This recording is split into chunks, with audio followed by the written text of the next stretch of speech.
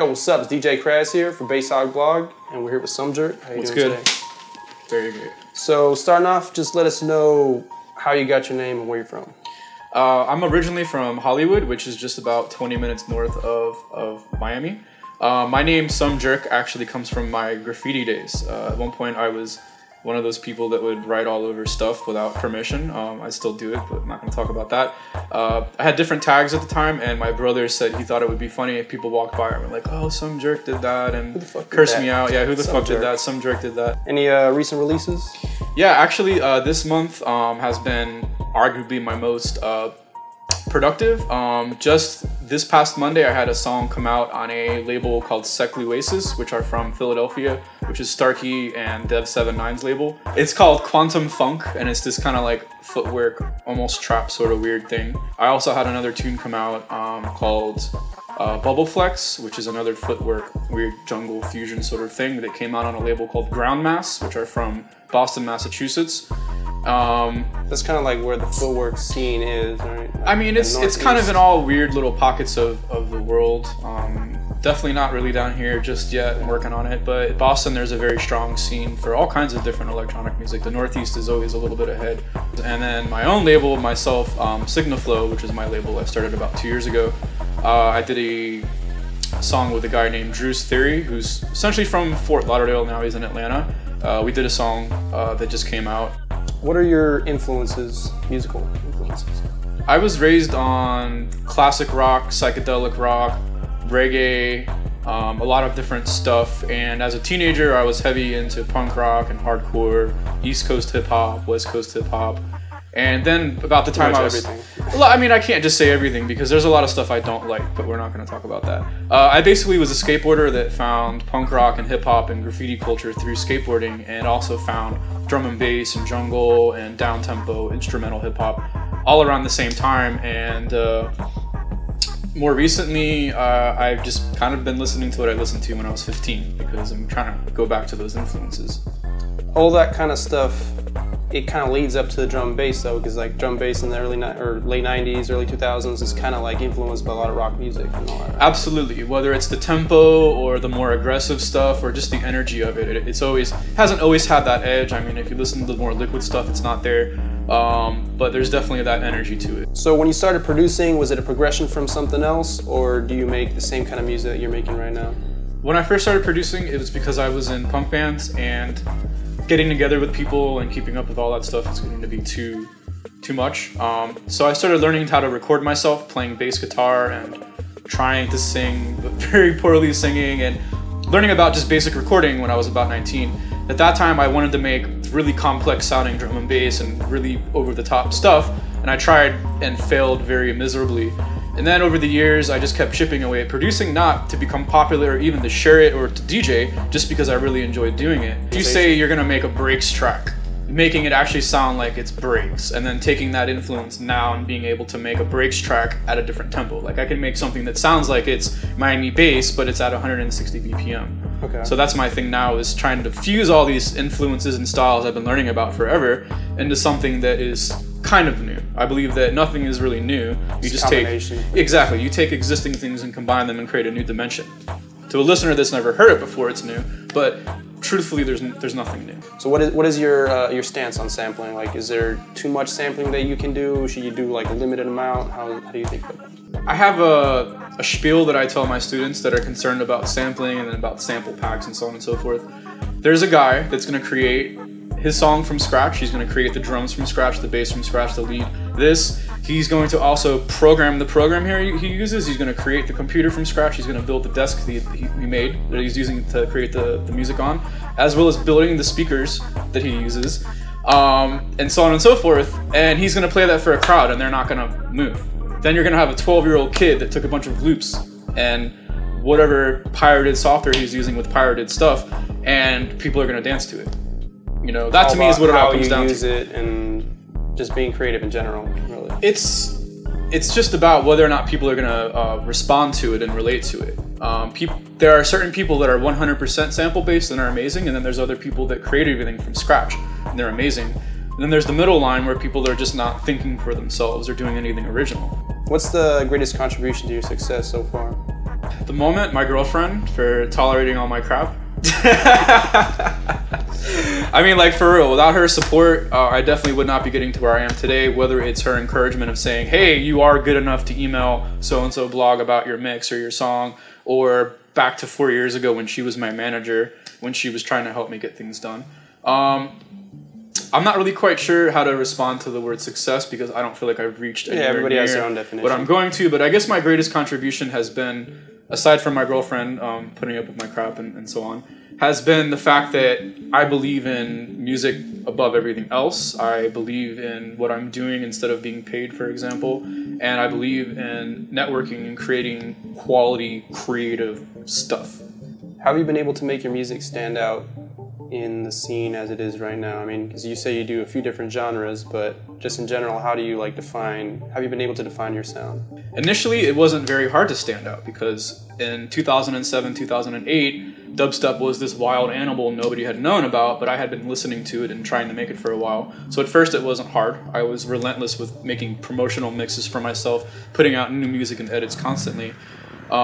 Whereas now in 2014 going into 2015, everyone has a computer, everyone has this, everyone has that. So what a lot of noise out there. Yeah, exactly. It's hard to cut through it all, no matter what your marketing efforts are. What I do now is I just try to make every song as good as I can. I try to listen to it and decide whether or not it's going to be effective, and really hope that people can kind of hear through all the other things that are going on and listen and appreciate whether it's a sample I used a reference to something else, or to say, hey, I've never thought about those sounds in that context or tempo. So I hope that my music is going to be what ultimately makes it stand out versus my relentless marketing efforts.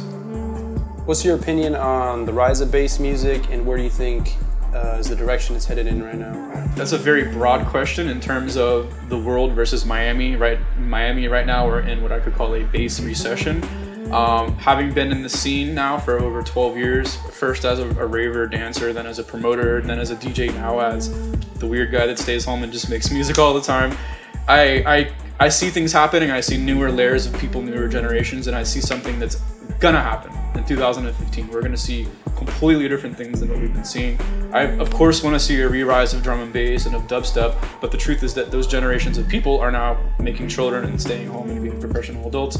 The newer generations listen to trap and all this other stuff, so you have to kind of put yourself in that context, you know?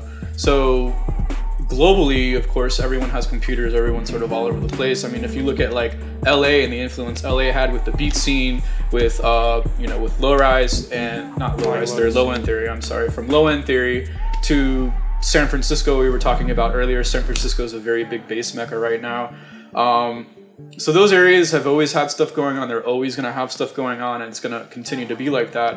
I would hope that Miami can look at those scenes and say, hey, that works, that doesn't work, and apply it a little bit. Globally, what I see happening is people are all about the weird stuff. Everyone has heard every shade of EDM at this point. People are finally looking past that. And the people that have been kind of like waiting around for EDM to become less popular are, it's kind of our time now in a way, because people have already heard all the other stuff. They're looking for something different, What non-music activities do you take part in? I really enjoy cooking. I grill constantly. I'm not a chef or anything like that, but I really, really enjoy cooking. To me, I call food art you can eat, basically, because you can combine influences and whatnot. But most of all, do you see parallels between music and food? Because I see, like, they assign notes to flavors. Your base flavors and your higher flavors and your seasonings and all that. I guess it just comes down to taste. Like, I have a taste for certain things, and I can kind of deal with what I have in the kitchen to make it a certain way. Whereas it's the same deal with music. If you give me 3 instruments, then you give another guy 3 instruments, the same instruments, we're gonna come up with completely different things. Same thing goes, I guess, in the kitchen. I also do graphic design a little bit. I also do a lot of different printing projects for different companies and different people. Teach music production. Play with my dogs a lot. So as far as teaching, like, you can elaborate if you want, like, school and all that. Well, I've been teaching at the Scratch Academy in Miami for about 3 years now, and how all that started is I was looking for design work on Craigslist, and I saw that the Scratch Academy was hiring, and one of my friends / design clients, Rob Riggs, was working there as a main instructor. That was at 7 in the morning. By 11 in the morning, I was hired on the spot because of my reputation, sort of like I was saying earlier. And since then, I've gone on to be the head of the music production department, teaching 4 different levels, basically intro, intermediate, sound design and sampling, and then mixing and mastering. I've done everything from working with 10-year-old kids to 65-year-old adults. I've helped Zumba instructors put together their sets. I've taught every type of person from pretty much every demographic, and of course the one common thing is they love music, which to me is the best thing. What's next for you as a DJ, producer, graphic designer? What do you got coming up? I'm focusing strictly on music production and my label, building my label up, signing different artists from around the world. Really, I have some different artists from the UK that I'm working with now, different people from all over the United States. I just completed a project where I made a drum and bass song called Shift, and I had commissioned 6 other producers to do their own variations on it. 1 from South Florida, 2 from California, 1 guy from Toronto by way of Singapore, and then another couple of people from the UK. So to me, it's about having the idea that the piece of art and having other artists contribute to it, and instead of being like, oh, it's a collaborative, giving them the artistic license to do whatever they want, and now taking that music and licensing it, essentially, is what I'm doing. And I'm also taking original works from other artists from around the world and licensing them, and basically trying to learn more about the business side of it for myself and for other people, so that we can basically split the money and be happy, versus just like having all building this. the scene, like helping. I mean, everybody helps everybody, and the scene grows. Any advice you have to people, whether they're producing or DJing? Yes, do what you love, because if you don't really like it, people can tell. Don't drink too much when you DJ. Limit yourself to just 2 or 3 drinks. If you have extra drink tickets, you don't have to drink them. Give them to your friends. In fact, don't drink. You usually don't have enough. Don't drink and give them to your friends. That's the best advice I can give. From an artist standpoint, try to be honest with yourself. If you don't think something's that great, don't post the clip on the SoundCloud. Don't post your artwork. Just keep working away at it. Understand that it's impossible to get good feedback from people. If someone ignores you, it's a no. If they get back to you, cool, but don't take things personal. Actually, that's my #1 advice. Don't take things personal.